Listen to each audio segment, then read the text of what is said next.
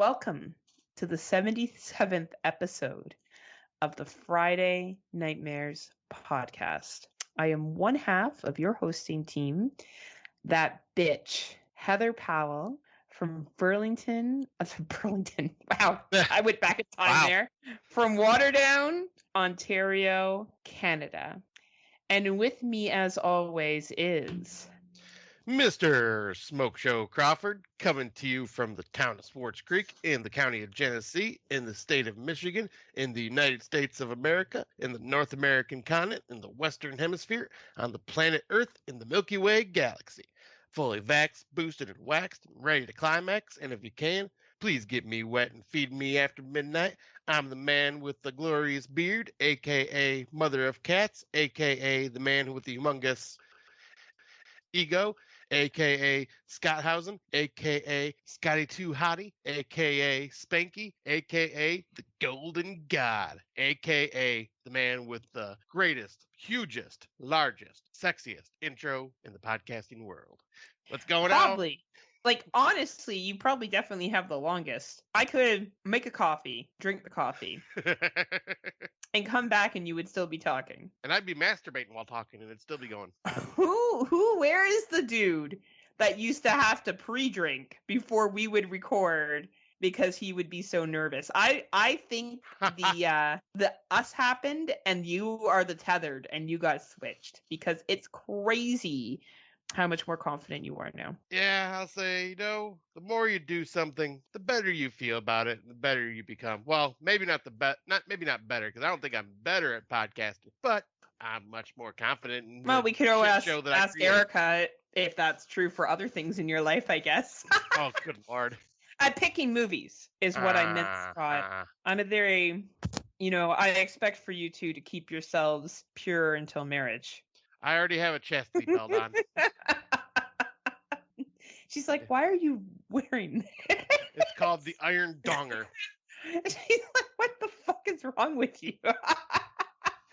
I gotta tell you what, wearing it in the middle of winter in the negative degree temperatures, that shit gets cold down there. Like when your cock stick to the fucking metal? No, it'd be like what if you got like a little wet down there? Like what if you didn't wipe off all the pee-pee and like if I as soon as I stepped out in the cold, it'd be like a turtle head. It'd be like an innie. Okay, so you know how I found out that guys shake their dick after they piss? Someone did a helicopter dick in front of you? No, the song. There's a song that's like, shake it once, that's fine. Shake it twice, that's okay. Shake it 3 times, you're playing with yourself again. Give up the grudge. Better shut your mouth. Why you gotta judge everybody? You don't know the song, do you? I swear to God, did you like not listen to any fucking popular music? I listen to good music. I'm pretty sure it's Good Charlotte. Hold on, let me Google it quickly. Give up the grudge. Oh, Gob. Sorry. By Gob. Basically Good Charlotte, only... Gob? You don't know who Gob is? Fuck's sakes. What did you do? Did you just sit there and listen to like one band and play Magic when you were a teenager? Gob, no. Good Charlotte. No, I listen to good music like heavy metal. Oh, fuck off. You listen to good music. Fuck off. I listen to music with talent. Yeah, you also like House of Snooze, known as the House of Black from wrestling. Hey, House of Black is badass. You're the only person in the world that doesn't like them. And we all got tattoos, and we think it's 2000, and we're so emo. We're so angry. We're going to speak in riddles and rhymes, because no one's ever done that. Bray Wyatt, 2013. 2013 called, they want their promo back.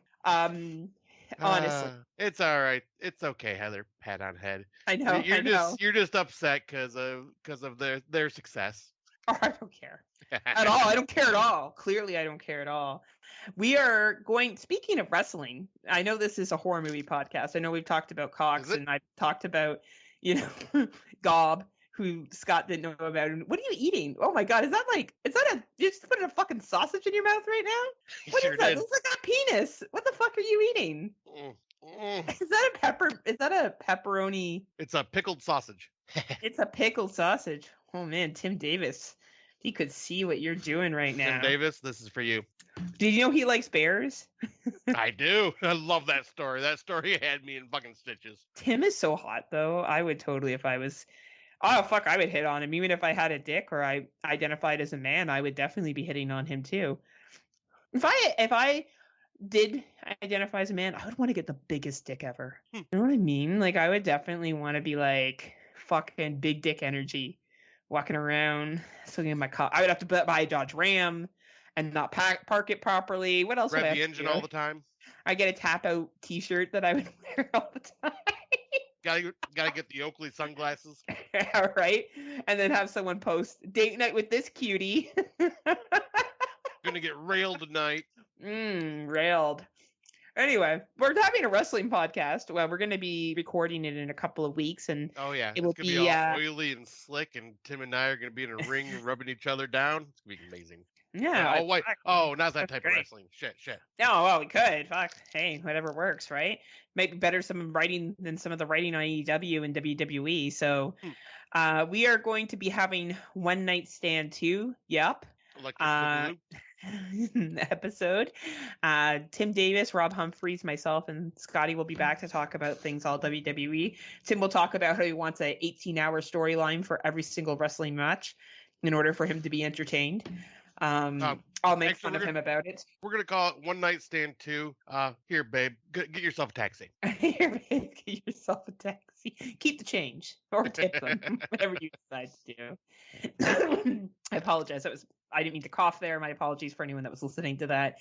I'm still getting over the cold I had from 2 weeks ago. Hangs on like a lingerer. But anyway, we will be doing the wrestling podcast. But in the meantime, we have some movies. We have some movies to talk about, don't we, Scotty? We sure do. Not as many as last time, I don't think, but we still got a decent amount. You know, we got a fair amount. And I gotta say, hashtag Netflix, man. This is a fucking episode of Netflix. We're gonna be blowing the fuck out of Netflix in a little bit here. But we'll get first to the first movie, Bringing Out the Fear. So this is an 87-minute runtime. Walk into your nightmares. A couple struggling to fix their doomed relationship gets lost in a dangerous forest that refuses to let them escape. This is very much a low-budget film. It's okay. It is interesting enough. I put it on here because I thought Scott may enjoy it because it's very much relationship horror, but he's like in love and shit now. So like the Scott that used to be like emo and was like, oh, I just want love. It's all like, hi, baby. That's my baby over there. I'm so in love. So like, I don't know if he feels that way anymore. I don't know. Do you still like relationship horror? Oh fuck yeah, dude. That shit's my bread and butter. That and one of the movies on here, a sub theme that we'll be talking about soon. Oh, gay porn? Yeah, absolutely. Fuck yeah. Only with Tim Davis, though. All the bears. All the bears. I do like bears. I think bears are fucking hot. I love man that's all like, bigger and bearded and yeah. Breaking off a piece of that shit. Come here, Tim Davis. Honestly, that's my go-to. I like men with weight to them, a little bit of weight to them. Well, not even a little bit. I like a lot of weight too. So it's all good here. Anyway, Bringing Out the Fear. It's a couples movie. It's about a couple that obviously explores their relationship while they get lost in the woods. It's very much heavy in dialogue. Unless you're really into relationship horror like Scotty, I wouldn't necessarily recommend it, but it's a good low budget film done reasonably well. It is available on iTunes, Google Play, Vudu, YouTube, and Hoopla if you are interested. Hoopla. Now, have you seen this next one? It is no. Stranger. All right, this one here, fucking most disappointing ending I've ever seen in a long time. So this is called Stranger. It is an 80-minute runtime. John and Rebecca drive up to a cabin in the woods near for some peace and quiet. A stranger becomes increasingly intrigued by their presence. Little do they know they'll soon be forced to play a deadly game. It is so stupid. This is such a dumb movie. It starts off where you think it's going to be one thing, and then the last 20 minutes they introduce a villain that doesn't even make sense with the other things that have happened up to this point. I think I put this on here because I feel like this is something that Shudder will pick up, or like somebody's going to watch it, because now is the cool thing to watch shitty movies and say they're good. This is not a good film. It's really not. I didn't mind the acting, but the plot really made no sense. But I do want Scott to watch it, so if he can tell me it also made no sense to him either. But the first hour of it is just these guys settling into their Airbnb, and it's really quite unnecessary and long. But We watched the screener. It's not available anywhere yet. It's called Stranger. I really don't recommend it. If you see it, skip over it. There's another movie called The Stranger on Netflix that looks a lot better. I think I mistaked this one for that one. Don't make the mistake I did. Watch The Stranger. Looks like a much better film. Fair enough. I'll say, yeah. I'll try to check this out at some point because you're curious in my thoughts. So I'll. Yeah, I want to hear what you have to say. I like it when you agree with me. I don't like it when you don't. So if you agree with me, then you tell me. If you don't, then I'd rather not know. If I don't, I'm going to bring it up on the podcast just so we can have some good. Of course you are. Of course you are. All right. So the next one you have not had a chance to see yet. No, but I do want to live that bear's life. Yeah, I'll say, what do you get when you give an apex predator a large quantity of cocaine?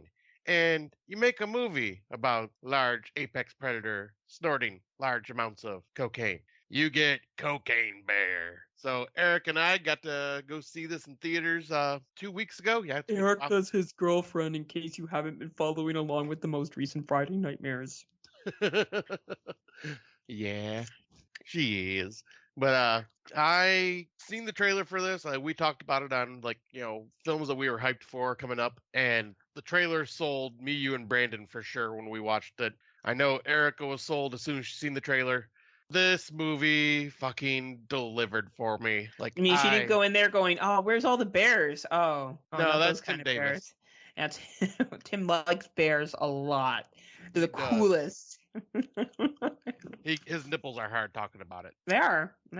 But no, this was the trailer. Sometimes trailers represent a movie to try to sell it, and ends up not being, what the trailer represented. No, what you see in this trailer is what you get. It is a bigger budget B movie animal attack film about a bear that snorts cocaine. The dialogue is fucking funny. Yeah, there's some CGI spots with the bear that are iffy, but not terrible. A lot of just cool little Easter eggs that Erica was pointing out to me because I was just going, ooh, bear, and she's pointing out everything else behind it. And it's nice that she took you to watch the movie. Yeah, it's nice that you had an adult with you. I was clapping. She was like, you probably were. You were probably just like, I'm at the movie theater with the girl. Did you guys know that my girlfriend? They're like, yeah, you come in all the time, dude. We're glad that you're not here by yourself. I'm just kidding, Scott.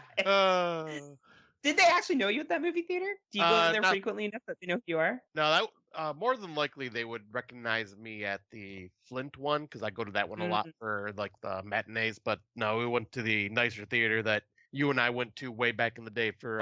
So you treated her right. You were like, baby, we're not gonna get shot today. We're gonna go to the theater. And we got the nice luxurious reclining seats. Oh fuck yeah, you did. How many eggs? Did you get a big bucket of popcorn? Oh fuck yeah, I did. Fuck yeah. The giant pop that like fucking was the size of my damn head, but technically I was drinking almost the size of your cock. yeah. I was slurping it up with my cock. Yeah. That's how big of a dick I would want if I was a dude, if I could become a man, for sure. Like I guess you would pass out, right? Every time it got erected. Yeah, all the blood would rush there and you go, I feel lightheaded. Yeah, and then I couldn't enjoy sex. Oh yeah, for sure. Anyway, back to Cocaine Bear. Sorry. We're talking about snacks and dicks and but yeah, this is just a fun fucking movie. It knows what it is and just has fun with it and just goes fucking apeshit balls to the wall. There are a little bit of slow parts as they introduce all the characters that end up coming into the film, but man, when it gets going, it's funny as shit. The little boy in this film is just hilarious, has some of the best one-liners ever. And yeah, some good gore. I mean, hell, you get a fucking bear snorting a line of coke off of a severed foot. Fuck yeah. Fuck yeah, you do. I like it. Yeah, I need some coke right now. Shit. I'm so tired. Yeah. Anyway. But yeah, this film, if you get a chance to see it in theaters, I recommend it because you don't get too many animal attack films in theaters nowadays, and this was just a fucking treat. I loved it. It is competing for my number 2 spot at this moment. Hey, that's saying something. And props to Elizabeth Banks, one of her many directed movies, and what a fun one to direct that people like. I think that that's cool. And I think when you walk into a movie like Cocaine Bear, you're right. You know what you're walking into. You're walking into, and like, as you said about the CGI, who fucking cares? You know what I mean? Like, honestly, it's not supposed to be serious.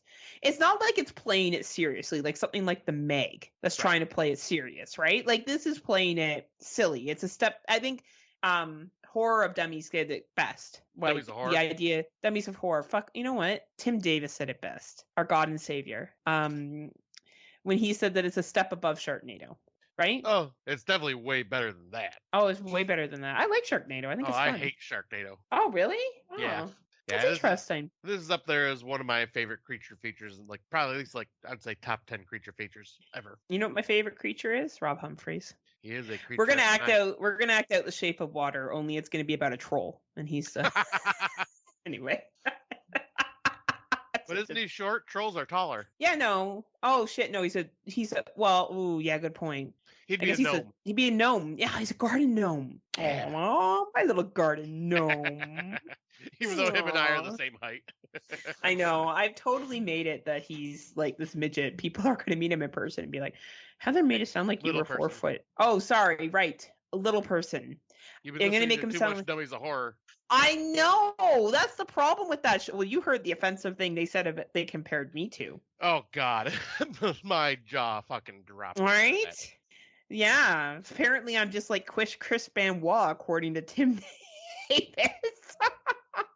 You're right. I got to stop listening to that show. It takes all the woke out of me. It does. Darren would be very disappointed with my lack of woke. That's all I can say. Definitely. I'll say, Darren and I are going to have a conversation about this now. We are. I'm going to have to stop listening to, is it Dummies of Horror? Yep. Okay. Fuck, I don't like that name. I wish they changed it for me and made it more easier for me to remember, because I'm the most important person, clearly, that if I can't remember it, then it's not a good name.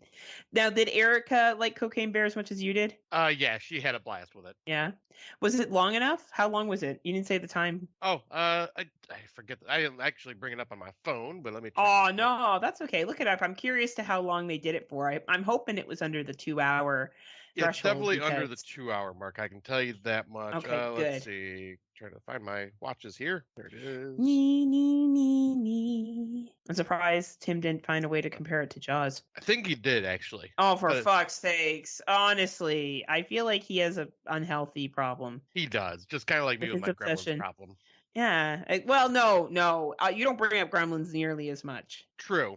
But the runtime on this is 95 minutes. 95 minutes. That's good. That's an hour and 35 minutes then. That's not too bad. Yeah, perfect. Nice, short, sweet, to the point. Because, I mean, you don't drag out a movie like that. You just go for it and just have fun. And fucking blast. I can't wait to rewatch it again. Oh, so do you think this is one that you would purchase? I know you're not really into purchasing as much anymore, but would you? Yeah, I definitely would. Like, you if like I that much, started rebuying my collection, Cocaine Bear would be on that list. Excellent. Well, there you go, Eric. I know you got some birthday gifts that you can get Scotty. Cocaine Bear is apparently right there on the list. In 4K. Fuck, wow. Whoa. Hear that, Eric? 4K. Yes. Make sure you get him exactly what he wants. He's a princess. So, I know he's so cute. He's so in love and shit. I don't know. I don't know what happened to Angry Scott. You know, this is a whole new Scott we're seeing here. The loving Scott, the happy Scott. It's great. Scotty Boy has turned a new leaf. Right? Soon he's going to talk about his love for Scream. He's going to talk about that he actually does like Skinamarink. I was going to say, Scream 6 surprisingly looks good, and it's been getting really good reviews from websites, which I'm kind of shocked by. Like, 9 out of 10 is good reviews. Oh, well, that seems a little high for a Scream film, but that's kind of why I'm going, okay, I'm curious. You know, that's a little inflated, I think, for a Scream film, but hey. Well, the film that we both watched, and this comes into Netflix, so we're going to be talking a lot about Netflix. This one you watched. I have not seen this one yet. I thought you watched this one. No, not yet. Oh, my apologies. Okay, well, we're going to generally talk about Netflix for a fair amount of movies today. I guess the one I'm going to talk about first is Unlocked. This is a 117-minute runtime. A woman's life is turned upside down when a dangerous man gets a hold of her lost cell phone and uses it to track her every move. This is technology horror. Basically, what would happen is if you lost your cell phone, you would think a good Samaritan returned it, but actually they did not. They just cloned it, and now they are stalking you to dangerous effects. So this is very much falls in the stalking genre of horror. So if you enjoy that kind of genre, you will enjoy this film. This film is available in dubbing as well as subtitles, so you can watch it how you prefer. I had a good time with it. I don't think it's the strongest horror movie that's come out this year. I thought it was a good enough thriller. I don't think it's going to be on a top 10, but fuck was it entertaining. So if you have Netflix and you're like, man, I just really wish I had something to watch, I do recommend giving this a shot. And the movie is Unlocked. This was South Korean? I think so. Yeah, I'll say there were a lot of Just by the international names, films this year. it looks South Korean to me. Not that I'm an expert. But yeah, it was quite good. On South Korean films, nothing takes the place of Project Wolf Hunter so far. That movie I was still need to see bonkers. But yeah, and fuck. I can't believe they're remaking Train to Busan of Last Train from New York or something like that. I mean, you can't believe it? I mean, come on now. Like I said, and I'm not usually one to shit on American remakes, but I don't know. Who knows? Maybe it will be good. I don't even know who they have starring in it yet, so who knows? Maybe I'm being in my own judgment here and not giving something its fair shake. Yeah, I just hate the title. Last Train to New York or whatever it's called. I'm like, like snooze fest, right? So snooze fest, just like House of Black, and they wrestle. Oh hell no! House of Black, exciting woman. Hell no! All right, next film. It's also a Netflixy. You saw this one though. We talked about it. Did. I'm pulling it up right now so I can talk about it if you want. Oh well, it is your turn. I want to be fair. Share ease. Okay. So the next film is on Netflix, and it is The Strays. A black woman's meticulously crafted life of privilege starts to unravel when two strangers show up in her quaint suburban town. So I really got into this movie. Like I was thinking, I'm like, okay, this is decent. It's got a good mystery to it. Like it was just kind of like, but as every little thread of her life started to become unraveled, I'm going, oh shit, I really need to know what's going on now. Like it just like kind of lures you in just a little bit at a time, and then just kind of sucks you in by the third act. And this movie was like had no right to be as good as it is and be on Netflix. Yeah, like this had how a lot Shudder didn't pick this up is fucking beyond me. Well, was this made by Netflix? That's what I'm wondering. Maybe. It's a British film. Because they even reference London a whole bunch of times in it, I'm sure. In there, I think they're in Manchester, right? And fuck this movie. I recommended this movie to Lance Lanford from The Horror Returns. He was looking for something to watch on Netflix. And he's like, is it horror? And I said, well, I think it is. And he messaged me the next day and he was like, I wasn't prepared for that. Nice. Because Scott knows what I'm talking about. Yeah. Yeah. This movie will go places that you're like, what the fuck? Like, yeah. It's like, it's hard to really talk a lot about it without like giving away spoilers, but this is one that I think it may not be in people's top 10s, but this is definitely one that I think everybody needs to watch because it's just fascinating and it's good. Like everything just kind of like everything that happens, every little reveal of like just what's going on in this story, just like, what the fuck? Oh wait, hold up. What? Wait, what? No. Like it's just constantly like, yeah. Like Lance said to you, I was not prepared for it. It's so like, what the fuck? It will probably be in my top 23 or 20 for me personally. And for a free watch on Netflix sitting at 100 minutes in length, you got nothing to lose. This is, I think, the strongest film that has come out on Netflix this year. And Netflix has very good horror comedies typically. We've seen some really great ones over the years. All My Friends Are Dead. The Trip. We've seen a lot of really good stuff come from Netflix and when it comes to the horror comedies. But I think that in terms of a fairly serious horror film that's mixed with thriller, fucking chef's kiss, man. This was a really, really solid film. Yep, there's this one and one other one we're going to talk about here that are definitely high up on like good ones to watch for Netflix. I agree. So I watched another Netflix film. This one is called White Noise. It is 136 minutes too long. Jack Gladney, a professor of Hitler studies at the College on the Hill, husband to Babette and father to 4 stepchildren, is torn asunder by a chemical spill from a rail car that releases an airborne toxin. So this may be a little too real for the people of Ohio right now. forcing Jack to confront his biggest fears in his own mortality. I watched this movie because Adam Driver was in it and Don Cheadle. They are great. Okay, they are exceptional actors, but this script for me was overly trying to be clever, overly trying to be smart, overly trying to be funny, really playing on the pandemic side of like a natural disaster, and it just wasn't for me. That being said, it has a 3.0 rating on Letterboxd. So obviously I am in the minority because a lot of people liked this movie. Do I recommend it? I don't know. I didn't really enjoy it, so I have a hard time recommending it. And I didn't think Fair it was enough. very horror. But hey, you know what? If you're a big fan of Adam Driver and Don Cheadle and you want to watch their work, they're excellent in it. So it is available on the Netflix and it is called White Noise. Yeah, so yeah, this is one that I was talking to you about, and you're like, yeah. Yeah, I unless you're a huge Adam Driver fan, and I'm talking like huge Adam Driver fan, I would say skip it. Okay. All right. So the next one is not a Netflix film, but we will get back to those. This one is Spoonful of Sugar makes the medicine go down. Medicine go down. But Millicent, working on her thesis about children with severe allergies, is hired to babysit little Johnny, a sickly, mute child who suffers from every allergy under the sun. As she discovers Johnny's dark family secrets, things begin to become unhinged.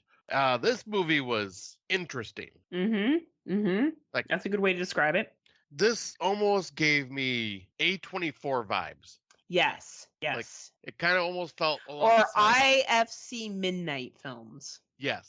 Like, it has just that, like, when you're watching them, like, this could have been, like, a good double feature with, like, Saint Maud.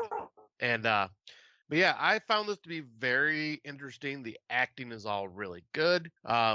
It's one of those like kind of it's a slow burn, and you're Yep. just kind of once again one of those where it's just kind of leaving you wondering what is going on. It's got some creepy moments to it that are like, especially in her like when she's dreaming and stuff like that. Like some of the imagery it Yep. shows there is really creepy.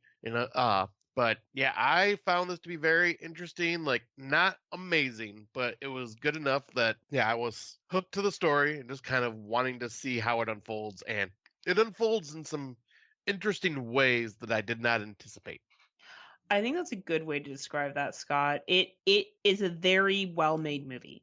This is a movie that is very much a Shudder film. I feel like because Scott and I, generally speaking, watch all of the Shudder exclusives. I think there's only maybe one or two we'll skip a year because they just look painfully boring. Right. We watch a lot of stuff from Netflix, a lot of stuff from Prime, and all the theater releases. I think we haven't missed any theater release yet. And this is a Shudder film. When I say that, I'm like, if you are a regular watcher of Shudder and you watch all of their exclusives, you'll watch this movie and be like, yep, Shudder picked this shit up early in the year. This is an early release Shudder film. Yeah, that's not saying it's a bad thing. No, it's just there's a certain type of film. I almost find they release sometimes a theme at the beginning of the year and then they kind of get like, yeah, you know what I mean? Like it's anyway. This is a well-made film. It is very interesting. It's very sexual. A lot of sexual stuff. There's some pretty heavy content in this, so I don't know, maybe a little bit of a warning here. There is some sexual abuse, one could say. That's consensual to some extent, but not to some others. It's a very, very interesting film. I think this is definitely worth a watch. I don't know where people will fall on this. Like, I really don't. Yeah, like I could see people going either way with this, loving it, hating it, or just being in between. Like, it's kind of hard to tell with this one. Yeah, it's a really like up there kind of film. I will say I enjoyed it. I'd probably give it a 6 out of 10. I thought it was entertaining. I think Scott liked it a little bit more than I did. Yeah, because I'm like at about a 6.5, 7 out of 10. Right, but it's decent, and it's available on the Shuddy. It's available on all the Shuddies, and it's available on AMC. So if you have subscriptions to those channels, and you're an avid horror movie watcher, I would say to you, definitely watch this film. You're not going to regret your time with it. Yes, Tim Davis, if you guys get it in Aussie land, I recommend watching it. Yeah, I don't know if you're watch gonna love it. watch in 2035 when you guys finally Yeah, get it. After watching 2035. Jurassic Park. Well, it's not an Australian film, so they may actually get it. So, That's true. That's right. true. I don't know. Yeah, I would be interested in your Tim's thoughts on this. I don't even know where he would fall on this. This is a hard one to predict. yeah, I'm on Letterboxd right now, and he has not watched it. There's only 5 friends of mine that have watched it and actually rated it, which is kind of shocking for all the podcasting friends I follow. Only Yeah. 2 of them are podcasters. The other ones, I'm not sure. They're just people that followed me back. But the reviews are 4, 3.5, 3.5, 1.5, and 2. So that's kind of telling you where it's at. Yeah, it's pretty high actually. I think that's pretty fair reviews. Well, One and a half, I besides don't the know. 1.5 and 2, Yeah, yeah. and maybe it's just not your thing, right? So but it is a high quality film and it is available on the Shuddy and it is a spoonful of sugar. So our next one, unless you want to say anything else about spoonful of sugar, my friend. So you can go ahead on that one. All right. We have a ghost. We do. We have a ghost. This movie is 127-minute runtime. It is available on the Netflix. After Kevin finds a ghost named Ernest haunting his new home, he becomes an overnight social media sensation. When Kevin and Ernest go rogue to investigate the mysterious ladder's past, they become the targets of the CIA. What a fun little horror film this is. Good family-friendly horror. And I'll see what Scott has to say. Yeah, this was, I think you and I both described it as cute and heartwarming. Yeah. It's got some really good actors in it. Yes. David Harbour is Ernest the Ghost. And then I forget her name, but she was the aviator in Army of the Dead. But yeah, she's a good comedian. But yeah, there's a lot of recognizable faces in here. And yeah, this was just, it ran a bit longer than probably could have. They could have cut it down a little bit. But yeah, all in all, I found this to be a fun, cute, heartwarming film that is easy for introducing people to horror comedies. Because it's not really scary at all. It's not. It's cute. If there's something you have some kids over and they're maybe just getting into horror, or you have a friend that kind of just wants to watch something entertaining, this is a good movie. It's a little long at 127 minutes. It probably didn't need to be as long as it was, but it's heartwarming. It's enjoyable. And you know what? Netflix does this. They drop these sweet movies. Typically, this would be something they would drop around Halloween. I'm surprised that they're dropping it so early. Right. This would typically to me be something they would do then, because didn't they do that other one last year around Halloween about the decorations that come to life? Yeah, Curse of Bridge Hollow. Right. So this kind of reminds me of that kind of flavor, right? Yeah. You're not going to be offended. It's nothing horrible, but it's fun. So it is available on Netflix, and if you have the Netflix, I do recommend checking it out. Yep, same. It's just an easy watch and just entertaining. Yeah. And so I will jump on to the next one. This one, it appears, is not available anywhere to watch yet, so it's a screener copy. Our good old buddy, Tim Davis. Have you guys heard of him? I don't think we talk about him enough. Oh, man, we talk about him like he's our fucking, trouble. I mean, he is my boyfriend. He's your boyfriend. But, he recommended in our chat group to check this movie out because he really dug it. And I know you got to watch it before I did, but then I ended up watching it, so I'll just jump into it right now. But it's Unwelcome. The tagline is "Break a promise, pay the price." I kind of like that one. Londoners Maya and Jamie escape their urban nightmare to the tranquility of rural Ireland, only to discover malevolent, murderous gnomes, goblins, working in the gnarled ancient wood at the foot of their new garden. When heavily pregnant Maya's relationship with a local family turns sour, who or what will come to her rescue, and what extremes will she go to protect her unborn child? So, right off the bat, one thing I noticed about this film, or one thing I found out, was this was directed by the guy that did the Irish folk horror or Irish horror comedy Grabbers that we covered on our Irish episode, half a year ago at this point. So I was expecting it to be just a silly, ridiculous comedy. It's got some minor funny moments, but this is more legit straight horror film, and it had some really dark moments to it. But one thing I will say is it definitely dives into Celtic folklore of gnomes and leprechauns and stuff like that. It dives into that, but it also, when you're watching it, I noticed they had some type of lighting or filter on it that made it feel like you were almost watching a fairy tale. It was just slightly off, where it just felt almost dreamlike. And Nice. the acting in it, there was a couple recognizable actors, and I'm not sure of their names off the top of my head, but I know one was Hodor from Game of Thrones, and the other one, he was in another, I think he's a famous Irish actor, but I seen him in It's Always Sunny in Philadelphia when they went to Ireland. Oh, there it is, Colm Meaney.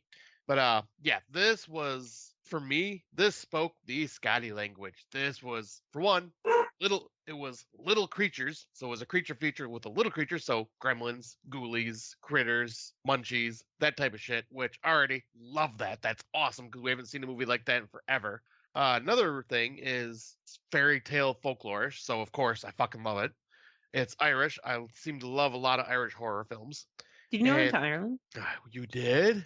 I want to go back now because Lance is right. I should have done more of the small towns and like Mm, small villages and stuff. I didn't get a chance to do that. I think I'll stay in Corkstown next time I go because this shit is real. Like there are people that believe in this stuff in Ireland and they yeah, don't like the English. That's not overstated either. Like there's a lot of resentment between the English and the Irish. I believe it. So yeah, and I And didn't think it was that big of a deal till I went there and I was like, oh fuck. Okay, yeah, there is some, right?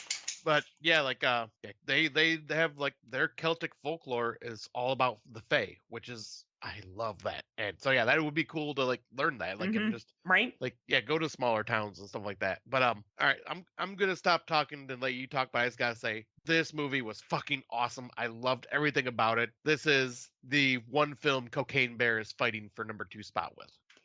Wow, I did not like it as much as Scott did, but I will give a shout out to Colin Meaney. Always great to see him and stuff. He's a very recognizable actor. He'll come on the screen and you'll be like, "Oh, that guy!" Yep. Yep. Right. I thought the acting in this was awesome. I generally thought the plot was good. The last 10 minutes didn't do it in for me. I thought it was cheesy. Scott did not.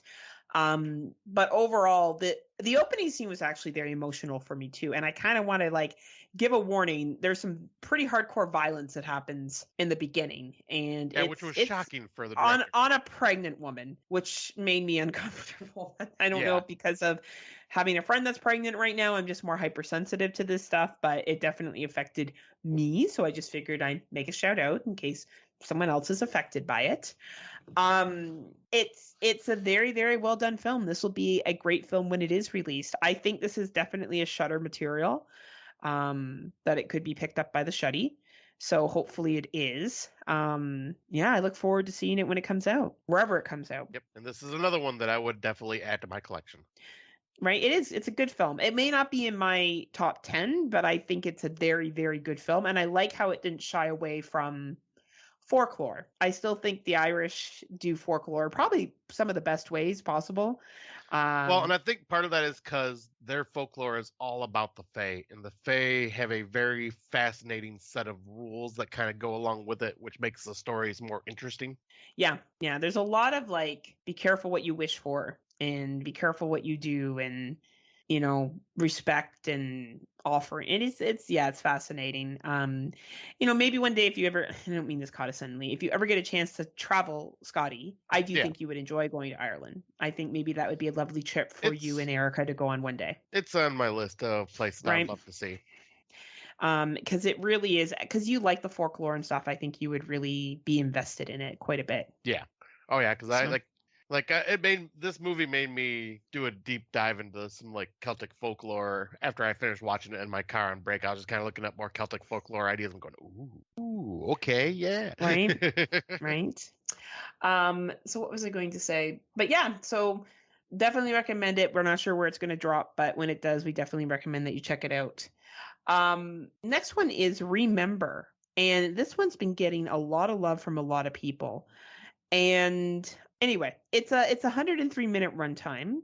6 high schoolers stuck in a murderous time loop must find the scattered remains of an unknown victim to break the curse and finally see another day. Another Netflix film, and I can see Dave C wants to watch it, so be careful about not giving spoilers. This is a very, very well-made film. Some of the scenes really got me. Other parts kind of pulled me out. I kind of agree with Daniel Luffy's review of some things that were in this film that did make me be like, why the fuck is this here? This is I so know boring. exactly why now. Right? I know why now. But I would say the third act is excellent. Yeah, I had a fucking blast with this movie. This was one Tim Davis had recommended. Like, he was talking it up. And while I was watching, I'm going, there's certain parts of this that scream that it was based off of an anime or a manga. And yep, that's what I just Googled. And sure enough, this is based off of a manga. So it Really? has so that's why there is some of the dialogue and the silly parts scattered in between it, because it's based off the manga. And if that's how animes and mangas are, they have like a lot of like intense moments and then some lighthearted stuff to kind of put you back in the law, and then some more intense moments to suck you back in. It's just how they do it. With the certain music they played throughout some of these scenes, I'm going, yep, that would totally be an anime. Yep, that's an anime.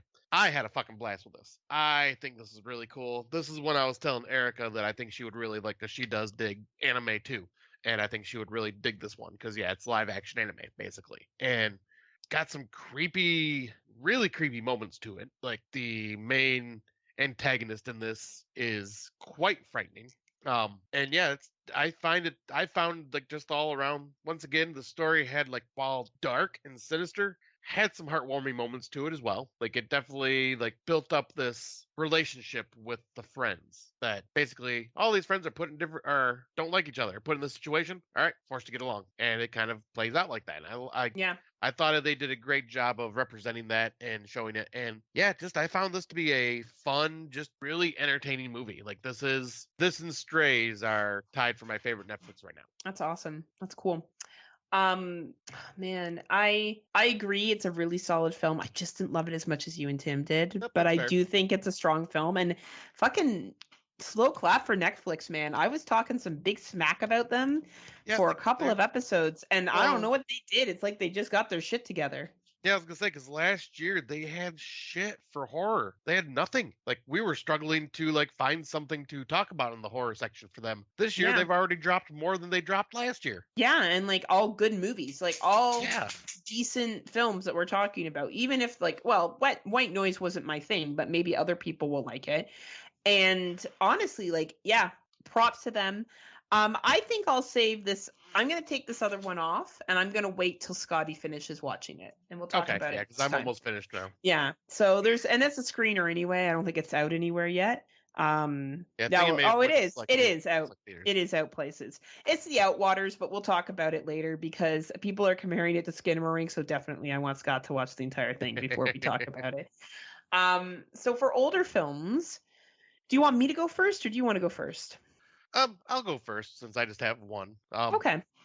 But Erica and I did our 2B Tuesdays this week, and Scotty Boy was still banned, but she lifted the band by the end of it, and I redeemed myself by introducing her to Tucker and Dale versus Evil. So yeah, such a fun movie. Yeah, such a fun one. And I knew she'd have a blast with that one, and yeah, she really liked it. Nice. But what she introduced me to, speaking of anime, is this anime movie called Hells.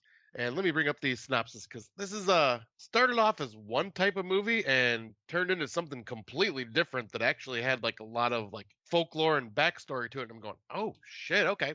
So Hell's runtime is 117 minutes, was released in 2008. We watched this on Tubi, so it is available there. Let me see if I can pronounce the name here. Oh my gosh, this looks like Sailor Moon, only like tethered. It has a similar art style, just but it won a lot of awards for its art style, because a lot of it inside is really, like, in the movie, is really fascinating. But Amagane Rine had an accident and died while hurrying to school. She suddenly arrived in an awkward school in hell, filled with demons. While she is struggling and wishing to go back to the world whence she came from, she makes friends with her demon schoolmates and develops an uncommon bond. That's basically the first half of the movie. The second half becomes the story of Cain and Abel. And Adam and Eve. And it's really fascinating. Like, it starts off and I'm like, it's very silly with like the way it's played out in anime style, like, but it's very entertaining. Like, I'm not the biggest anime person, or at least I haven't watched enough that I really like. But there are certain ones that, I've enjoyed throughout my years. And this one kind of like falls in that category where it's like, okay, it's got a little bit of a silly dialogue, but it's like very entertaining. It has a very unique art style. It's very fun. And then, yeah, some like kind of darker moments start playing out, and I'm just going, shit, okay, this went a direction I did not expect. Okay. And Erica knew I was hooked when we're doing FaceTime while watching this, and I was barely speaking a word because I was just focused on the Were movie. you calling her baby? I wasn't even saying that because I was Oh so my hyped about this. god, you must have been super focused. And, like, this is one of her favorite movies, so I think she was quite happy to see that I really Nice. dug it. Because Nice. yeah, That's cool. and the runtime was probably about 2.5 hours thanks to Tubi's commercials, but it didn't feel Ah. like. Hey, and that's awesome, right? The fact that now this is definitely not going to be something I would watch, but I No, can I don't totally see see. Yeah, no, not my thing. But that looks like the design does look pretty fucking cool. I'm not gonna lie. Some of the images, the stills look pretty intense. So, nice. And one part that did have me chuckle though is Satan. His name is Helvis, and he is Satan, but dresses like Elvis and sings and talks like Elvis. Really? Yeah, Oh man, that's entertaining. yeah, it Shit, was quite nice. entertaining. Yeah, but I had a blast with this movie. And people can watch it on Tubi if they want. Yep. Yeah.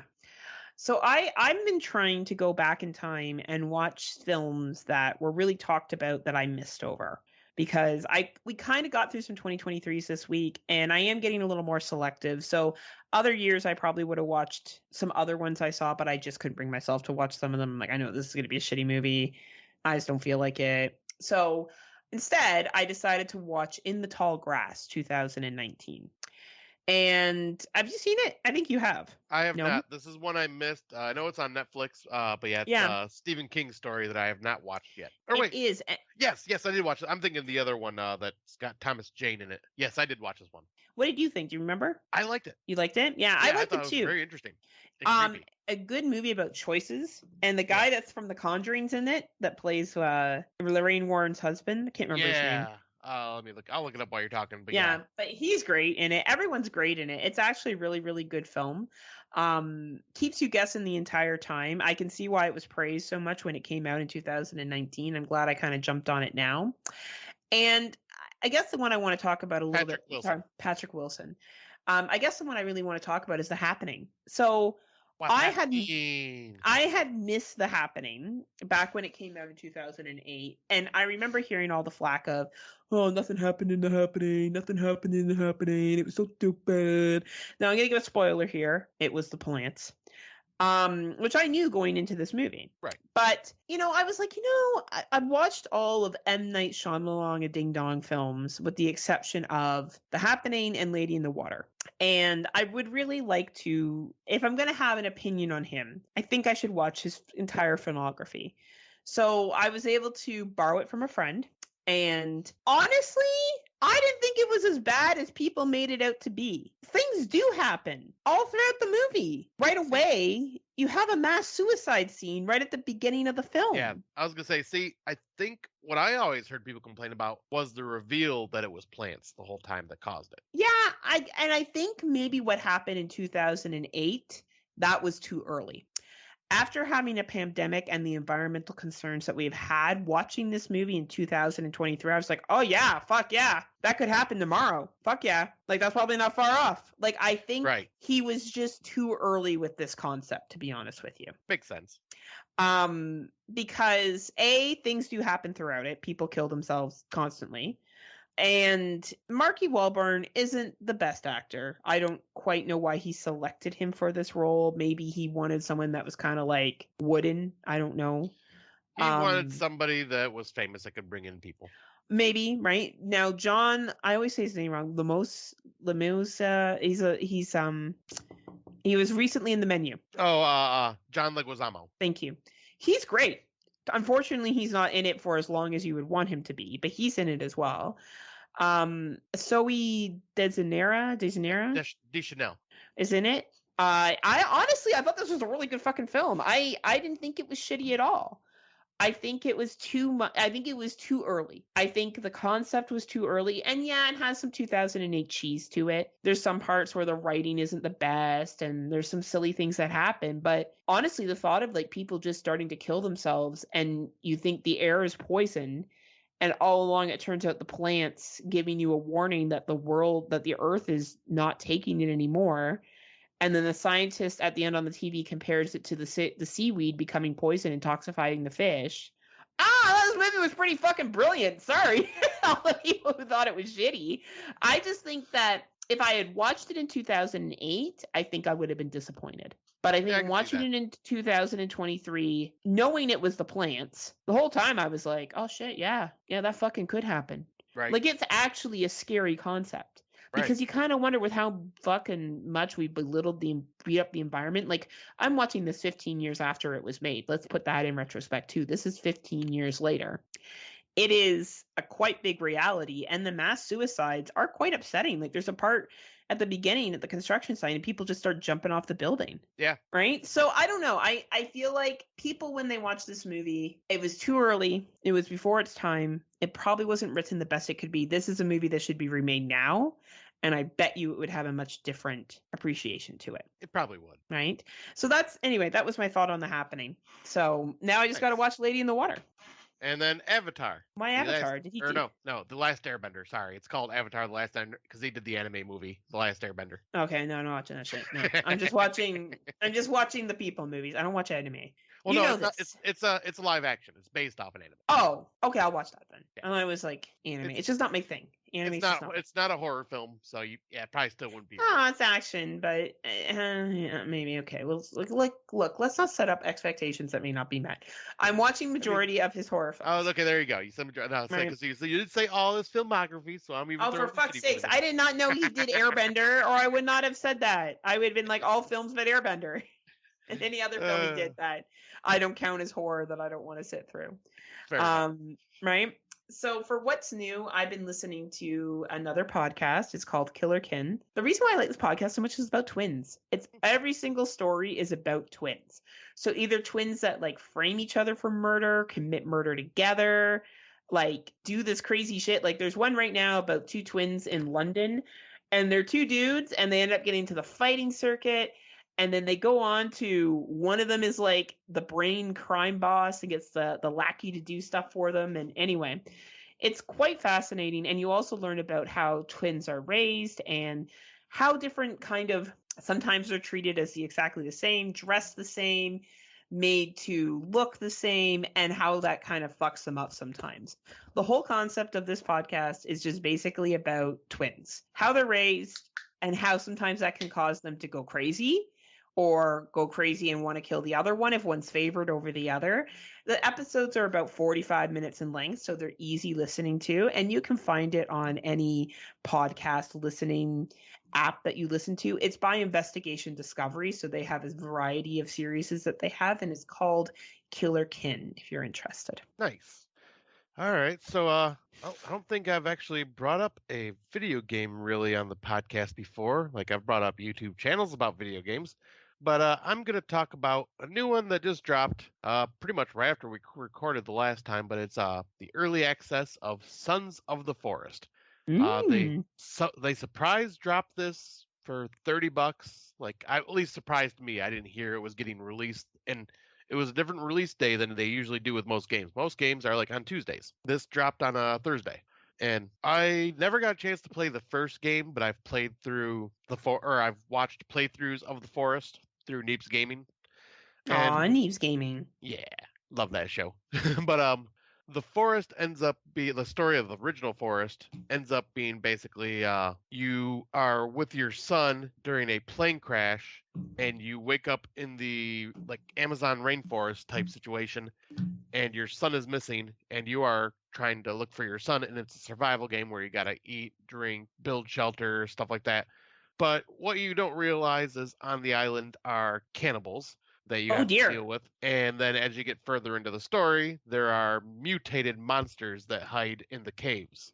And so the one thing I didn't care about for The Forest from watching the playthrough was the fact that it gave you almost a sense of urgency to find your son as a like loose storyline. So it didn't let you just kind of, you just felt weird just going, oh, my son's out there somewhere. I'm just going to go hunting and fishing and build this place because I just want to build a base because of what the hell. It just feels weird. Where in Sons of the Forest, the storyline for Sons of the Forest is you are a group of special agent military style soldiers that have been sent to this island to find a billionaire and his family. And then the plane gets shot down and you wake up and once again, survival, cannibals, mutant, mutated creatures.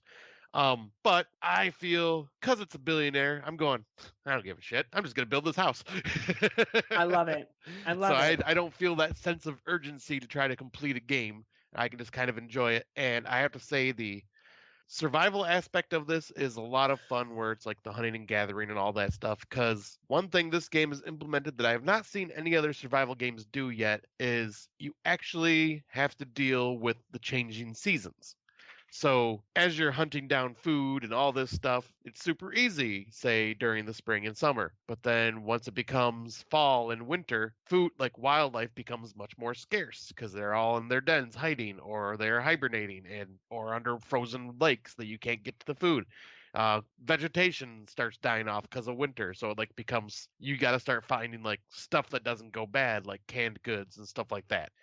So it brings another element of survival to the game that just kind of makes you just having to work for it, while also dealing with crazy, scary cannibals that are trying to kill you and like use your corpse as a display on their in their camps and whatnot, along with really disturbing, disgusting looking mutated monsters throughout.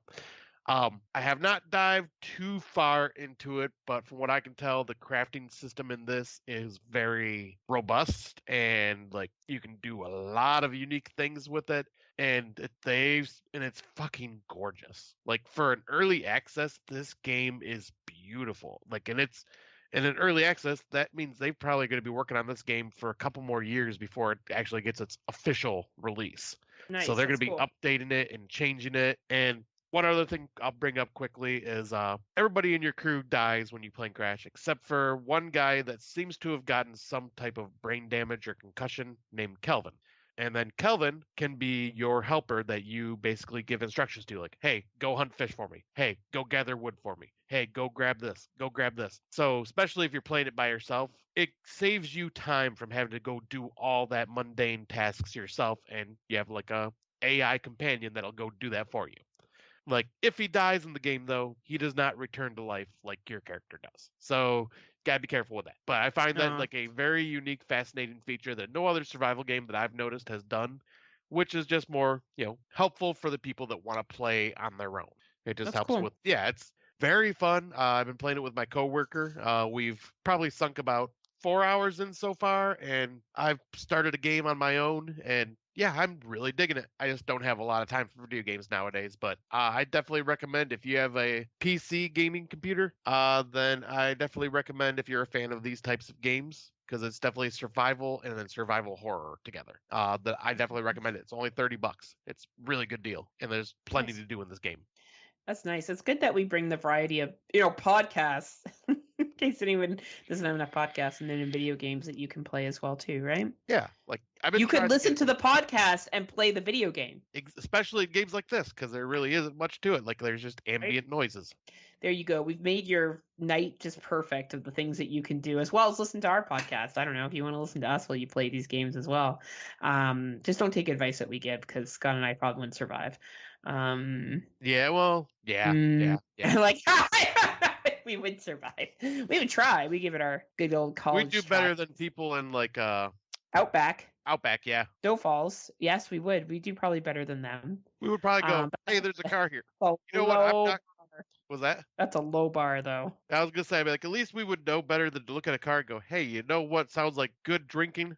Antifreeze and windshield washer fluid." Yes. Be like, I've always wanted to die slowly and have my insides burned out. This And I've sounds also the way to go. I also wanted to become obsessed with drinking my own pee. Always my dream come true. Speaking of Outback and snowfalls, we're going to talk about movie posters that have disappointed and impressed us. So for our out of the dark topic, I suggested to Scotty because we have a friend of ours, Dave C from the Exploding Head podcast, who always talks about his movie poster test. And Dave believes that he can predict whether a movie will be good or not based on a movie poster. And Yep, and he's I have usually pretty accurate. right. I have never been a predictor of things from movie posters. When I was younger, I do remember the video store near my house was giving away movie posters, and I went and got them and put them all over my bedroom because I thought that was the coolest thing to do. And then I brought them to the youth center I was a part of, extra ones, and got them to put them up there. Me on my bike holding all these fucking posters. Anyway, so I've always found posters interesting, but I don't necessarily rely on them for anything. I see them more as, oh, that's attractive. Maybe it gets my eye, but usually I'll trust a trailer more for a movie. What about you, Scott? I am definitely the poor sap who will get sucked in by movie posters. Hence why I watch some of the films I've watched for 2022s, 2023s that end up not being great because they have a poster that I'm going, this looks interesting, and I'll watch it without looking into it. So, what makes a poster look interesting to you? Oh, that's a good question. The art direction for sure. Like sometimes, and it always varies. Like it could be something as simple as say the Jaws poster with the shark coming out of the water with the woman swim through water. That poster has always been iconic and caught my eye. Shocker, just because I love the movie, Tim Davis, doesn't mean that I'm going to give props to this poster, but the Gremlins poster. That poster, if I watch that now, it's just, it's literally just Billy's hands holding the box and you see Gizmo's little mogwai hand sticking out of it. That poster probably would not have sold me if I was looking at it today. But like I still find it a good poster, but it just wasn't something that would have been like, oh, I gotta see that. Like obviously I love the poster now because obviously I know the movie and it's iconic to that movie. But one that Tim Davis did an episode based off of this movie poster specifically. Yeah. Was Evil Dead Rises poster. That poster it's okay, but it does not scream Evil Dead to me. It's very generic looking and is a complete ripoff of Smile. And so like if I didn't know it was Evil Dead, I would have looked at that and went, "Oh, that was made by Uncorked or something," and would have probably just ignored it. But like older posters like Evil Dead, the original one with the woman coming out of the grave and her hand raising, that's iconic. I would have movie posters like that sell me. The new Hellraiser poster, like that sells me. And yeah, like obviously I got duped and got banned from Tubi because of the Pool Party Massacre poster because I'm a sucker for what also looks to be cheesy posters. Yes. But there's something about that poster that I like, but the movie terrible. So it just varies for me. Like it just almost like I gotta be in the mood or something but it's just art. I love a different variety of art, and some of it just makes me go, ooh, that looks cool. Oh, that looks silly. Ooh, that looks cheesy. Like, and I just hope for the best when I will click on them. But yeah, it just all depends. I agree. I think posters have several different purposes. One, I think that, and I'm sorry, Dave, I think it's naive and ridiculous to judge a movie on a poster art. I really do. I think a trailer is a better judge of whether that movie will be good or not. Here's an example. #Float has actually a really cool poster. Yes, that was gonna be one that. And it ended up not being that great. Now, some posters are really, really good at being straight up to the point of what it is. We look at the poster from fall last year. It's basically the girls at the top of the tower, and the tower is propelled very, very, very high, almost like you're in space. So it gives the illusion of what, or not the illusion, but the direct idea of what this film's going to be about. It's about height, being far above, fear of heights, falling, all that kind of stuff. It communicates it clearly. Then you have other posters like Resurrection that came out last year, and it's just her face with a red line across it. That doesn't really say anything. And Resurrection was an absolutely, completely fucking well done film. Us is another poster that's great. You just have the main character with a tear coming down her face and a mask. Another excellent fucking film. I don't know. Black Phone is Ethan Hawke with his mask on. A lot of people liked Black Phone last year. That was a very, very popular movie. Yeah, I like that. And it just shows the villain. That's what you see. A poster that does look cheesy is Jurassic World because it literally has every single star that's on it that they kind of threw onto it from last year. And then like as you look at older movie posters, you're right. You have like The House on Haunted Hill. You have The Night of the Living Dead. You have how those posters looked at that time. Like you have the House on Haunted Hill shirt. I think I got that shirt for you. Love that poster.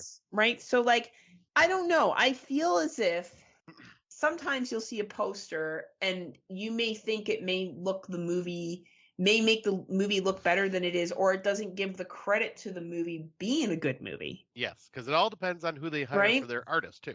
And I feel like some posters are like, this is what it's going to be about, right? Like Evil Dead, the hand coming out of the ground, grabbing the chick, kind of gives an impression of what the film will be about.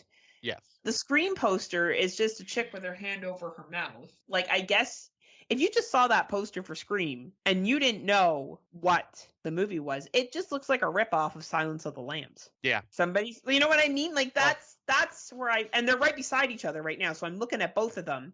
And if I knew nothing about either movie, I would have no idea what the poster meant. So I just don't understand how you can judge a movie by its poster when you don't really know what it's going to be about at the end of the day, without it being very clear on the poster. And I will say, there is a good comparison right here of 80s horror and I'd say horror in the last 10 years rely a lot more on the catchy poster art to lure you in, because before you really didn't need after the VHS days where, you know, in the 80s they were pumping out horror films like crazy, and to get your attention they would have these really cool cover art to grab your attention in the rental places to make you rent it, and 90% of the time the movie was shit because of it. But and that's kind of the same thing now. Instead of walking around a rental place, you're scrolling through streaming services. So they're trying to make art. They're trying to make unique looking posters again to kind of grab your attention, which is I just realized that. I think that's kind of cool because it's like it is like perusing a video store but just digitally, where before streaming was a thing and when rental places were just kind of like a dime a dozen and kind of dying out, poster art got lazy. I mean, look at all the Scream posters that had all like the hovering faces of all the famous people on it. Really didn't tell you what the story is about. Like there was like a really bad dark time for posters because they didn't need to sell you that way marketing wise. Well, and then looking at the 80s posters I have here, like I'm looking at the Friday the 13th posters, and even the second one, it's a picture of them at the camp with a knife in the body. Like it's pretty obvious what that's going to be about. The human centipede one, you know, we go a little bit more modern. It's people in a centipede pushed up against a glass. You know, it's you're going to see a human centipede. Like there's some posters that are just so, you know, this is what you're going to get. This is what you're going to watch. You know, the Blair Witch Project, you just have the head. Yet again, if you didn't know what the Blair Witch Project was, I don't know if this poster would give it away for you. Right. It's just really, really fascinating. I think what it comes down to is you're right. Poster art is there to intrigue you. Like Cabin in the Woods with the cabin that is disoriented like a Rubik's Cube. Mm-hmm. It's supposed to kind of tie in, bring in your eye for interest. And you look at it, and then maybe you read the synopsis, or maybe you go and you watch a preview. And I do like poster art that has bright colors. Like I'm looking at the Night House poster. I really like the colors on this. The sky is red. The water is blue. It's just our main protagonist standing on a dock in the middle of the lake. I do like that look. But I don't know. I guess when I look at a poster art, I look at it and I go, gee, that looks really cool. Is it going to represent the movie? And I don't necessarily expect it to as much. Like It Follows looks like the cover of an R.L. Stine film, which makes sense because it's kind of filmed in like an R.L. Stine written novel, actually. Which film was that? I think about it. It Follows. Oh, yes. Right? You know, Jordan Peele's posters tend to be pretty clear to what the movie is going to be about. I don't know. It's a really interesting concept, though. I would love to have a room just covered of movie posters because I do think they are aesthetically pleasing to the eye. Yes. But they are not the decision that I use in order whether I'm going to watch a movie or not. A trailer is, reading a synopsis is. Like, we've seen enough movies. Like, I was scrolling through Prime last night. All I would need to do is read the synopsis to be like, okay, I know what this is going to be. This is going to be a slasher. Okay, this is going to be a procession. Okay, this is going to be a stalker. Okay, this is like, and occasionally it throws you off. Occasionally. Yeah. But generally speaking, if you watch enough movies, you're going to be like, I know what that's going to be. So I don't know why people hold on to the poster art so much as like their first impressions. I don't of what the film will be. I just don't think that there's a strong enough connection there, but that's just me. Yeah, like for me, like I say, I think mainly for me because I don't have time, like because I watch movies at work a lot, so I don't have time to like click on each individual movie, read the synopsis, then decide. I just kind of scroll through and go, huh, that poster looks cool. All right, I'll hit play and just kind of I see what guess so. happens. It just all depends, like I guess in the situation. But for me, yeah, posters always lure me in, and like I say, it's not always a good thing because, like I say, some really bad movies have some awesome art. But well, here's the thing: I would have skipped out on movies because I didn't like the poster if that was the case. right. Like, well, and I'll say, Right? like, yeah, like that's how I end up finding like certain movies. Like when I have more time and like read synopsises or watch trailers, then I'll watch movies that the poster art may not attract me, but it's all because I have time to actually look into the film. Because yeah, I kind of do a mixture of what you do and then pick, of just picking by movie poster as well. It's kind of a Like variety. It depends on my situation. House of Darkness was a red silhouette, and that was a great fucking movie that not a lot of people talked about last year. Yeah. If I was just going by poster art, I never would have watched that film. Oh, see, I would have because it was very Right? simple, but it was catchy to my eye. Or Take Back the Night. That also doesn't look that appealing to me. I don't know. I guess maybe less things look appealing for me, and that's why I don't. Maybe why I'm more likely to try. But yeah, I do. I probably rely the most on hearsay, on what people have Yes. said. I probably rely second on synopsis and trailers, and I put very little stock into poster art. I enjoy poster art and I think it's cool and I enjoy looking at it. It's just I don't know if it's not a decision I make, and I don't think it should factor into a decision whether to watch a movie or not. Sorry, Dave C.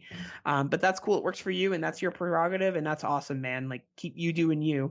Scott likes to use the same thing as well. Unfortunately, I guess he's not as good as you are because he picks shitty movies as well. Well, I to think watch. it's also because I'm not like looking at it going, okay, judging by this, like the way it looks, I'm like, this could be a bad film. Like it's just if it's got good art, I'll be more intrigued. But if it's got bad art, nah. Well, and like what's good and bad to different people is Yeah, different, right? exactly. Everything's always subjective to what you enjoy and what, is there, there's some things that are objectively a good film. We talked about this in the past, and then there's things that are just not a good film.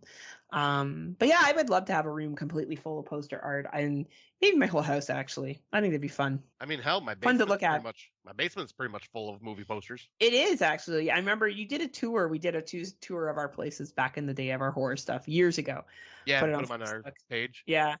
But yeah, you do have some really cool posters. That's true. You do. You have some cool shit in your house for sure. Yeah, I plan on like because I don't use my basement very much. I plan on once I kind of start repainting some rooms, framing and transferring posters from downstairs upstairs into what will probably be my podcasting room. Oh, nice. That's exciting. Yeah. Before we go, you mentioned you're excited for Scream 6. Are you going to be going this weekend with Erica to watch it? I don't know yet. We haven't discussed it. We may just kind of because we're gonna be busy Saturday, but then like Friday, I'm not sure. We may or may not. We'll see how it all plays out. But I would like to go see it in theaters at some point, whether it's this coming weekend or next weekend or whatever. But like, yeah, at some point I wouldn't mind because for one, no matter how the movie is, like if it's not a movie I'm really excited about, it's still a horror film, and I still love to support horror in theaters if I can. Absolutely. I agree. Now, Scream doesn't need that much support. It's a very well-making, money-making franchise, so I Right. wouldn't lose sleep if you don't go support them. But I hear the sentiment of what you're saying, and a lot of people are buzzing about it. It was a movie that I do not think needs to be made. I will stand by that. Yep. But that being said, if it's entertaining and it's a good time, that's awesome. Yeah, all I ask is break the formula. If you break the formula in a fun way, I'm all about it. Yeah, we'll see what they do, right? It will be really interesting to see what happens. Hopefully between now and when we record next, we'll both be able to see it. Maybe we'll do a spoiler on how we feel the franchise has gone and where they can go from here in our Out of the Dark section. That might be a cool thing to talk about. Yeah, because it sounds like Scream 7 has already been greenlit. Oh my God. Well, hey, you know what? They're making money. I did like the TV series. I did like the first 2 seasons of the TV series. I did enjoy it. So hey, they can make money and it can be entertaining. All the power to them, right? Right. Young stars getting more fame through that. Awesome. Good for them. Like I was saying, the more horror does well in theaters, the more likely theaters will start bringing in more horror films, and people want to make more horror films. Hey, you're not wrong there, right? And that's the thing. The more horror is successful, and the more that it can seen as a money making lucrative genre, then we go back to the good old days of the 80s where they were super cheap to make and everyone was making a horror film. Maybe we'll get back to that. We'll get back to that kind of that level of variety. We already have, in the sense, if you look at international and streaming and all that kind of stuff, there's lots of stuff out there to watch. But what makes it to the theater is a little more limited. So yeah, and I gotta say, theatrically, I mean, so far we've had two big hitters for theaters, Megan and Cocaine Bear. Yeah, no, totally. It's a shame that Knock at the Cabin wasn't a little bit more pushed. And I wish Winnie the Pooh, Blood and Honey got more of a stronger run in theaters. But I am glad that at least got some screenings at places, and there are some places where it is still playing. Hopefully we'll see more from that director too, because I think he wants to do the Peter Pan and some other stuff that's come public domain. So there should be some interesting stuff coming down the pipe soon. Yeah, I still want to see that movie. I'm hoping it comes to VOD soon. Oh man, it should. It should be a matter of time. But anyway, we will see you again in 2 weeks' time. Hopefully, Scotty and I have watched more horror movies by then that we talk about in our 2023s. Hopefully, some big hitters like Scream 6. And I don't know, anything else that drops on Shuddy between now and then. Shuddy's been a little slow as of late, so I'm hoping that some big hitters drop on there sometime soon. So I'm if sure you there weren't, will be. You think so, right? Yeah. All right. So if you're not a member yet, please join our Legion podcast Patreon page. We are part of the Legion Network. You can find them on Spotify. But if you want to become a Patreon member, you can get early access to shows and you can get codes and all that kind of stuff. And it's only $3 a month. And if you haven't joined yet, what are you waiting for? Join us. What are you waiting for? How come you haven't signed up yet? Join us. What are you waiting for? Please join us. We need to get a low cut shirt for you and big titties, and you need to like spin around and like video it. You just spinning, screaming that. See, that should be what I should be the spokesperson for Legion Podcast Patreon, just right? Like, just share that video everywhere. That's your Patreon. That's what you get when you get the Patreon pledge. You get pictures of Scott sexily post everywhere. That's what you get. Yeah. Hey, they might up their members now that you're off the market. People got to get what they can get, right? Like, that's true. You got to make that money somehow. You're a hot commodity, right? Erica told me she doesn't care if you dance on a pole. It doesn't make you a hoe. As long as you make that. She doesn't even care if you're working till 3, as long as you're leaving with her. You know that song's from Usher, right? Yes, I know that one. Okay. It's such a funny song. I'm glad to call you my bitch. So funny. Oh, you and your pop references. I know, because I actually listen to popular music. I don't just sit in my basement and play video games and listen to Blind Guardian over and over again. Hey, I listen to Ice Nine Kills too and Falling in Reverse. And... You're like, it's so good. Only 5 people like this band, but it's so amazing. Just kidding, Scott. There are billions I like Ice Nine Kills. I know. I like Ice Nine Kills. I just like making fun of you. What kind of music does Erica like? Does she like Ice Nine Kills? Yeah, she's really digging them because I kind of introduced her to. Because you forced her on it? Or like, did she get in your car and you're like, we're going to listen to my CDs and my CDs are really good. Can you like my CDs?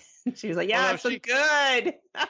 She did something very sweet. While I was like, I did like show her some videos because I think the videos are what really like attract them. Was it videos of you with the fake tits on? No, videos of Ice Nine Kills, jackass. Sorry. But while I was on the cruise, she messaged me saying, well, just because I miss you, I'm listening to one of your favorite bands, Ice Nine Kills. And she's fucking into you, huh? Yes. I'm extra large drink that you have in the big buttery bowl of popcorn. Oh, and the biceps. He just like rolled up his sleeve and started flexing. I was itching my arm or scratching my arm. You know, like we are in Michigan, and I asked her if she wanted to go to the gun show. Oh, dear God. That'd be me. That's how I would hit on Erica. That's how I'm going to hit on her when I see her. It's fair. I'll be like, you think Scotty's guns are big. I'll be like trying to squeeze my biceps so hard so it looks bigger than it actually is. Look, Erica, if you look really close. See, the problem is, Heather, you're not from America, so there is no such thing as gun show in Canada. America's got all the guns. It's just moose shows and oh man, I had a fucking poutine the other day. It was so good. I was so Canadian. I didn't even take a picture. I was going to take a picture and send it to you, but I fucking stuffed it in my fat face before. Poutine. Like I got halfway through it and I was like, it's that place I took you to, the Arbor. Yeah, that place was just awesome. around. Yeah, I was like, fucking stuff my fat face, and then I was like, oh well, he doesn't want to see it now. It's just like fucking gravy at the bottom. Tater. Hey Scott, that's what I ate. You ate a thing of gravy. Wow, impressive, Heather. Is there something that you need to talk about? Oh, good lord. But yeah, poutine's fucking the bomb. If y'all haven't had poutine, fucking get it. True Canadian poutine, that is. True Canadian. None of this fucking American, European impersonation Yeah, with bullshit. the deep fried cheese curds and whatnot. That's just dumb. Get the real Yeah, cheese curds and melt on your fries. Yum. Dope, dope. So But dumb. so dumb. Just like Tim Davis. He's also dumb. He doesn't understand. He doesn't understand deep movies. Hey, he compared me to Chris Benoit the other day. Honestly, I mean, he deserves worse for saying that one. honestly, he's so funny though. He makes fun of me.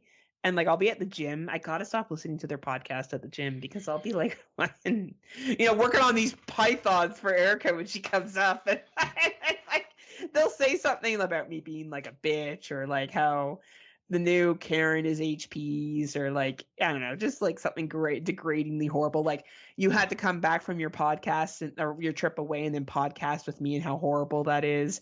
Like they just say the funniest shit, right? And like I'll start laughing out loud and like I'm laughing at people making fun of me. But I know I hope they're kidding. Well, they say it every time because they feel bad after making fun of you. Like, we're kidding, Heather. We love you. I know. Like, I'm sure they're worried that someday something will happen to me, and then Tim will just be like, he'll have to give up podcasting, and he'll never be able to talk about it again because he'll blame himself, and then I'll come back and haunt him in Australia, and I'll like steal his Jaws stuff. Can you imagine if I took his Jaws poster? Oh, like, can you imagine? He would cry. He would cry. He'd be like, we would actually get on the Conjuring film. He would have somehow find like the Warren's daughter or great granddaughter and bring her over and try to get her to like fucking exorcise me out of the house. Like it would just be, oh man, that's a goal. That's a hashtag life goal, afterlife goal. Haunt Tim. Go to Australia. I was looking at the flight. It's a long fucking flight. 24 hours or something. Yeah. I'm gearing myself up for it one day, but shit, it's a long journey. It is a journey I would love to take at some point, though. Well, I'm a pretty big world traveler, so I'll make sure I'll let you know how. Jesus Christ! Hey, so am I now. I know. You're like, I've also been to the Caribbean, Heather. I've been to San Juan, Puerto Rico. I mean, I know that's still part of the U.S., but it's like it's not though. They don't vote on our president, so it doesn't count. It doesn't count, guys. Well, I'm excited for us to talk about Scream 6 after we see it. What is it? Scream? 6 Cream. 6 Cream. Every time he says that, I was like, oh, ice cream. Oh, man. Whenever I hear Rob or Tim say it, I just hear cream. I'm like, oh, yeah, I want you guys' cream. Well, speaking of Rob and Tim, you will be hearing them very shortly. Probably our next episode that we will drop will be the wrestling one after this one. Orgy! And the four of us will be on to talk about all our thoughts wrestling, and Scott will be a fucking know-it-all and be like, well, actually, I watched a bunch of YouTube videos yesterday. Unless his girlfriend's down, then he'll be like, I didn't have time to watch videos. I was too busy having a life. Sorry, guys. Anyway. Well, it's always been a blast. Look forward to seeing all you guys soon. We'll be talking about 6 Cream. We'll be doing wrestling. Mickey will be barking in the back. So in the meantime, do you have anything to say to the good people, Scotty? Until next time, kiddies. Bark, bark, bark. Unpleasant dreams. See you later. Bye. Bye.